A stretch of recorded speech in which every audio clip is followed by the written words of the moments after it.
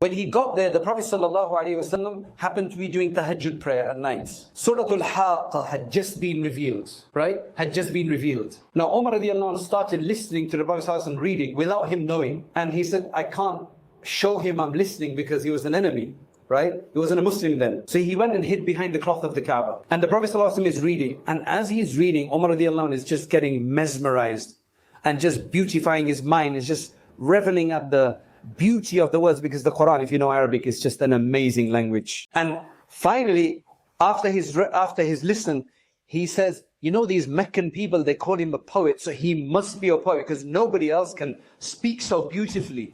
Nobody can say words that are so amazing and so effective. So he says, هذا والله الشاعر كما قالت قريش. The next verse in Surah Al-Haqqa, by design of Allah subhanahu wa ta'ala, is إِنَّهُ لَقَوْلُ رَسُولٍ كَرِيمٍ وَمَا هُوَ بِقَوْلِ شَاعِرٍ قَلِيلًا مَا تُؤْمِنُونَ. Like on cue, says, this is the words of a noble prophet. They are not the words of a poet. So little do you believe. It's like responding to Umar radiallahu anhu.